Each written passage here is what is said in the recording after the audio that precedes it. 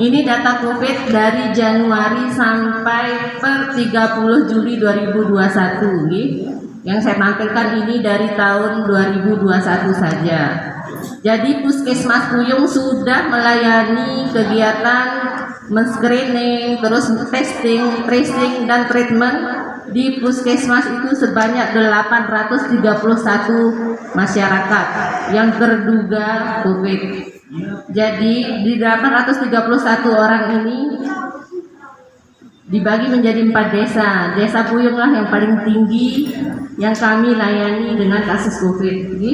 Desa Puyung ini sampai 610 orang. Sedangkan dari Sekerare baru 86, kemudian Barjulat 62 dan Gemel 73. Nah, ini situasi kasusnya untuk Puyung. Yang dari 610 orang itu, yang termasuk kontak erat itu ada 331 orang, kemudian suspek 232 dan konfirmasi positif 47. Berarti konfirmasi positif ini orang yang memang positif COVID.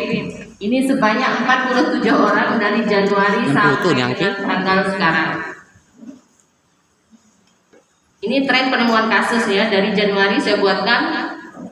Laporan Januari pertama baru 1 kasus, kemudian Februari naik 5 kasus, Maret tidak ada laporan masuk untuk COVID, kemudian April 3 kasus. Ini kenapa trennya bisa meningkat sampai dari Juni ke Juli? Karena pada bulan April kami pihak Puskesmas diberikan alat rapid antigen. Diberikan oleh Dinas Kesehatan alat rapid antigen mulai tanggal 20 April. Dari sana kita mulai screening langsung. Jadi memang banyak ditemukan kasus-kasus positif, tapi kebetulan ini yang sampai kalau Puyung sedikit, dari desa lain yang banyak. Sehingga bulan Juli ini yang melonjak, ini bulan Juli langsung ke 37 orang. Karena setiap hari memang kami selalu melakukan testing istilahnya gitu. Jadinya setiap pasien yang datang ke Puskesmas dengan gejala yang mengarah ke sana juga kami lakukan swab. Sebenarnya ini yang saya mau informasikan ya. Sekarang kita abaikan, jangan takut lagi untuk diperiksa swab. Karena memang semakin cepat kita temukan, cepat kita deteksi, cepat kita berikan obat antivirus, dan penularannya juga langsung stop, tidak menularkan ke orang lain. Kemudian situasi konfirmasi positifnya dari 47 orang, 26 orang ini sembuh. Kemudian yang masih isolasi mandiri 17 orang dan meninggal 4 orang. Kalau yang meninggal 4 orang ini memang dengan meninggalnya di rumah sakit ya. Kemudian situasinya yang lepas pantau dan 30 orang, masih pemantauan 17 orang. Nah ini alamat kasus yang khusus dari Desa Puyung ini dari 16 dusun. Dari Lingkung Dayu 5 kasus, Lingkung Lawu 1, Waker 16 ya, Sumpah Bat 1, Sumpah Timur masih tidak ada, masih kosong. Batu Tengah 1, Dasar Ketujur 1, Merek masih 0, Mosok 1 yang meninggal, Singosari 1, Pedalaman 0, Taman Daya 9, Kerimbing masih kosong, Gubuk Kunik 5, Kotak Desa 6. Kayaknya 1 belum disebut ya dusun. Sengkulit.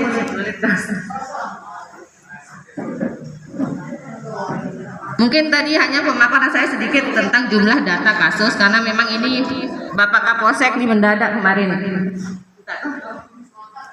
Jadinya ini untuk rencana tindak lanjut kami, karena semakin meningkat kasus-kasus yang ditemukan, apalagi tadi sebelum berangkat ke sini dari Waker ada lagi positif 1 gitu.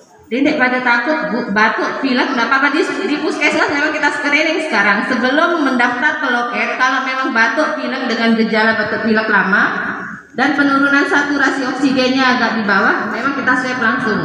Jadinya memang masyarakat banyak yang takut ke Puskesmas makin aruan untuk praktik ini. Padahal sebenarnya semakin becat ketahuan, semakin becat obat tebing, obat virus itu loh yang penting. Jadinya cepat, tidak sampai parah. Kemudian rencana tindak lanjut, ini tetap kita meningkatkan testing, lacak dan isolasi kasus COVID berkesinambungan sampai memang pandemi dinyatakan berakhir. Kemudian meningkatkan capaian vaksinasi COVID untuk membentuk herd immunity. Memang kondisi vaksin, ya kita bahas vaksin sedikit. Memang kondisi vaksin sekarang belum datang. Rencana datang bulan Agustus sekitar tanggal 4 nih. Mungkin siap-siap nanti kalau memang vaksin sudah datang, kami akan buat jadwal untuk turun ke dusun-dusun untuk memvaksin. Nih. Jadinya biar tidak ada lagi tidak mau vaksin atau rasa takut mengikuti, karena vaksin ini memang bagus untuk kita mencegah.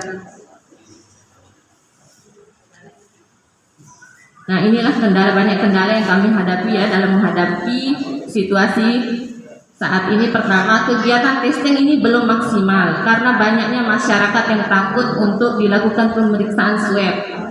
Jadi orang tak pada bergejala, orang tak pada lelah sakit baru pada tahun. Seandainya dari awal ini lebih cepat. Kemudian tidak patuhnya masyarakat dalam penerapan prokes secara baik. Jarang pada bermasker, demi jaga jarak. Ya, ngumpul-ngumpul masih tetap. Jadinya bermin tadi semakin luik kasus nih.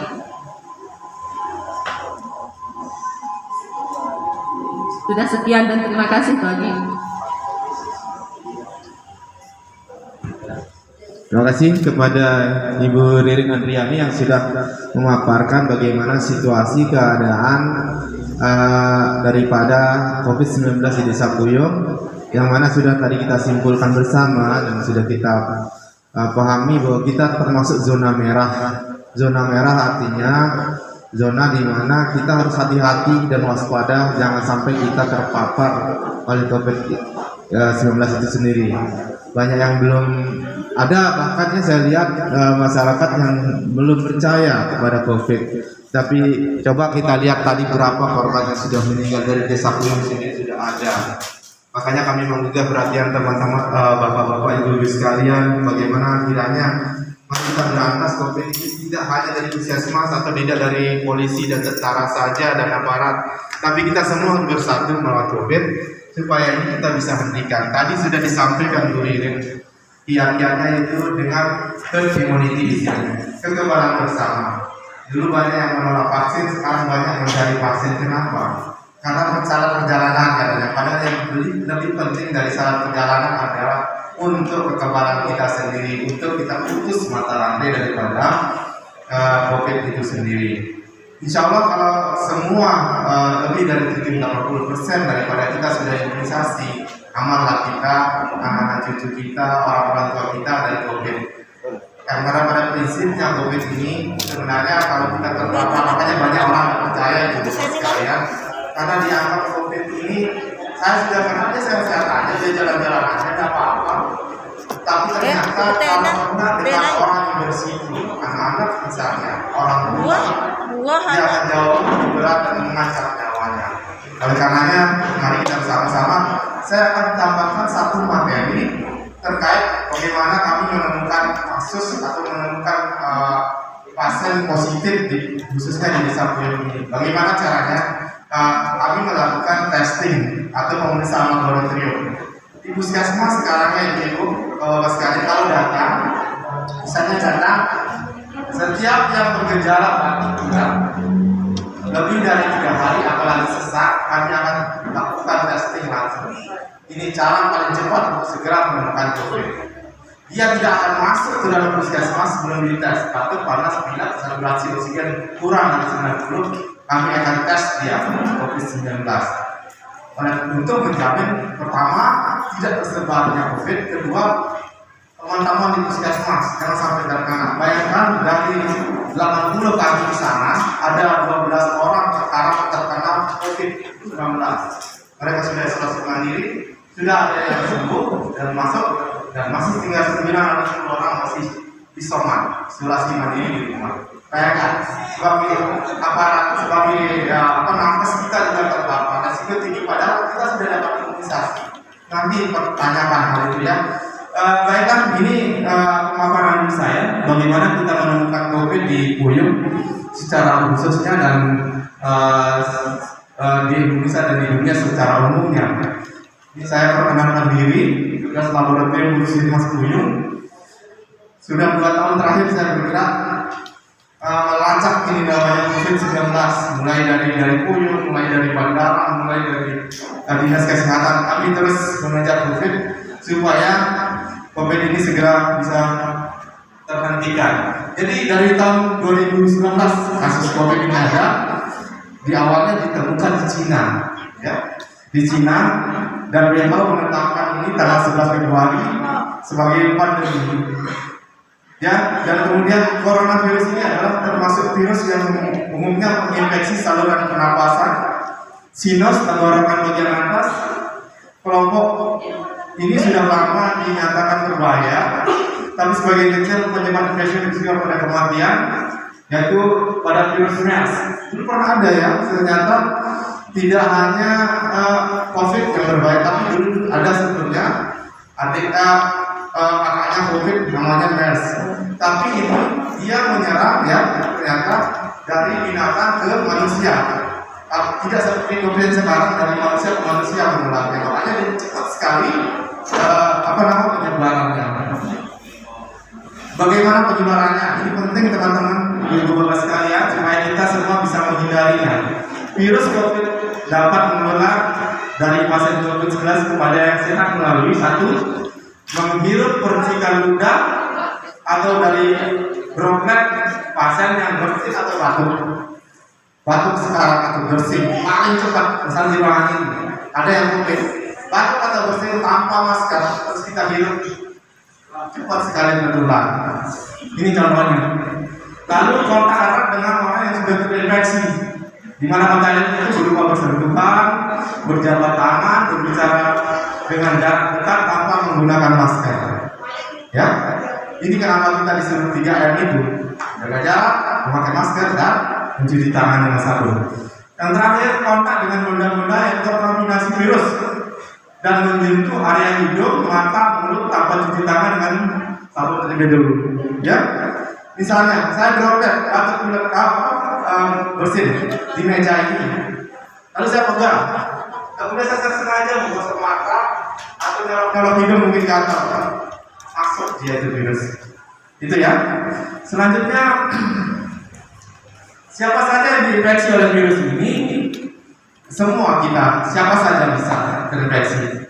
Tetapi, ya ada tetapinya, orang tua terutama yang berusia di atas 60 tahun memiliki resiko 2 kali lipat daripada kita yang usia sehat seperti ini ya, usia masih banyak mungkin. Lalu demikian pula dengan orang yang dengan sistem kekebalan tubuh rendah, seperti penderita kanker yang dalam kemoterapi dan penderita atrium yang menggunakan steroid dan penyakit-penyakit bawaan lain. Ya, kenapa orang-orang yang diabetes, jantung, ginjal, kanker cepat sekali sampai meninggal? Karena ini disitulah virus ini cepat sekali berkembang di orang-orang yang mengalami seperti ini. Itu yang kita jaga. Paling kita jaga jangan sampai kita sehat, kita terpapar, tapi kita nularkan ke orang tua kita, orang-orang yang punya risiko bawaan tadi. Lalu selanjutnya apa gejala COVID-19 ini? Sebelum kita ke rumah sakit, ke rumah puskesmas, konsultasi, ada baiknya kita memahami dulu apa sih gejala-gejala daripada COVID itu sendiri. Gejala COVID-19 atau coronavirus ini adalah menyerupai gejala flu, seperti demam, pilek, batuk kering, sakit tenggorokan, sakit kepala. Gejala dapat memberat pada pasien dengan demam tinggi, batuk terus-menerus, sesak napas dan dada. Jadi umumnya ini batuk pilek itu mulai gejalanya makanya setiap yang masuk ke puskesmas di screening dulu, ditonjok dulu dia, jangan takut, tapi ya ini untuk kebaikan kita bersama.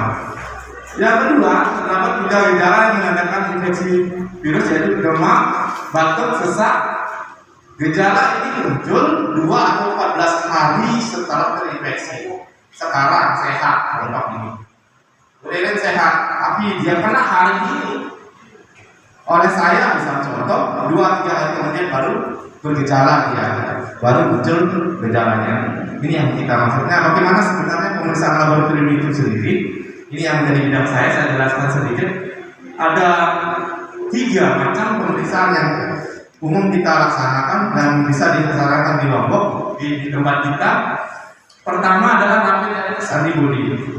Boleh ingat ibu kader, bapak-bapak kadis, yang waktu kita mau pemilu pilkada, semua dicek darahnya, itu antibody. Pemeriksaan antibody ini bermanfaat untuk melihat apakah di dalam tubuh orang itu sudah ada antibody terhadap corona atau bukan. Itu pemeriksaannya pertama yang kita bisa lakukan. Tidak ada daya upaya kita waktu itu hanya karena kita tidak punya alatnya. Yang paling murah meriah dan cepat adalah dengan menggunakan antibody. Lalu kalau kemudian sudah ketemu misalnya ini positif negatif antibodinya, boleh dikatakan sehat. Tetapi bila positif, kita harus teruskan lagi dengan pemeriksaan antigen atau PCR yang paling teliti. Lanjut. Jadi pemeriksaan antibody sudah saya sampaikan tadi, ada memeriksa antibody orang yang sudah terkena COVID. Nanti dulu. Dan kalau yang kedua yang lebih bagus lagi tingkatannya adalah yang kita pakai sekarang di puskesmas yang sudah diberikan tadi Bu Dede bilang dari dinas kesehatan sudah memberikan kita alatnya dan buktinya sangat nyata. Kita bisa temukan dengan banyak sekali kasus di Buyung. Puskesmas Buyung umumnya, di Buyung khususnya. Jadi rapid antigen ini sudah menjadi standar sebenarnya untuk pelayaran, penerbangan maupun untuk misalnya kegiatan rapat-rapat di tingkat nasional. Jadi ditusuk hidungnya, diambil diambil antigennya. Antigen itu apa, teman-teman sekalian? Antigen itu adalah merupakan antigen itu merupakan benda asing yang masuk ke dalam tubuh kita, baik itu dia berupa racun, kuman, virus. Ini yang dideteksi sama alat ini. Virus contohnya dia masuk, dia bisa langsung terdeteksi dengan alat ini. Lanjut. Nah, yang terakhir yang paling canggih, yang paling menjamin 100% itu positif atau negatifnya adalah PCR. Karena di rapid antigen boleh dikatakan ada 78 sampai 90% akurasinya. Kalau di PCR mana-mana elok, mana masih yang kelihatan di PCR itu saking telitinya. Cuma memang mahal.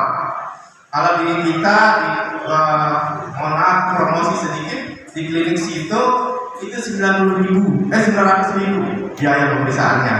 Tadi yang rapid antigen saya kasih tahu itu 150.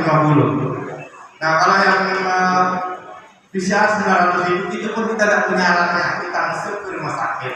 Alatnya lebih dari 1 miliar harganya itu perusahaan ini. Jadi lanjutkan nih. Jadi ini kita colok hidup orang ini ya. Namanya kontak tracing ketika begitu mendapatkan pasien yang positif, kita akan colok hidungnya, masukkan ke sini. Di sini nanti ada videonya yang saya kasih tahu kan. Nah, keahlian ini hanya kita aja yang punya Pak. Tidak ada sembarangan, tidak kayak PPK sudah punya alatnya terus kita bisa kencing dan lihat hasilnya.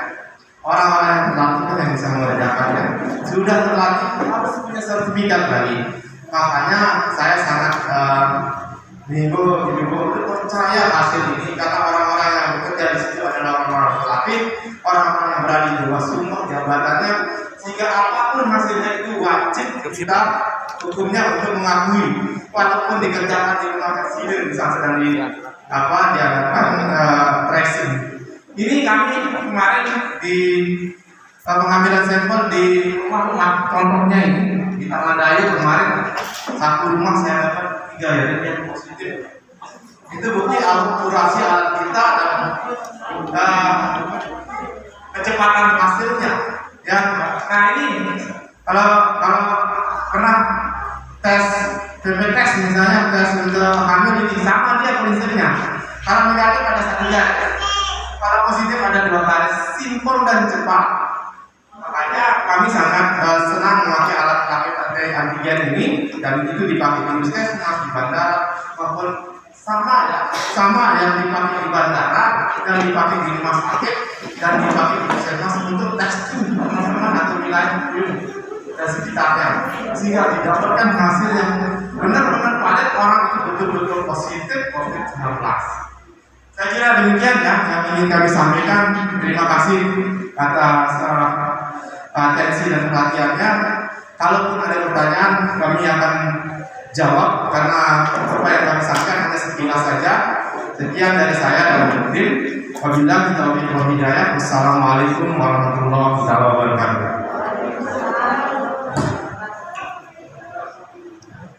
Assalamualaikum warahmatullahi wabarakatuh.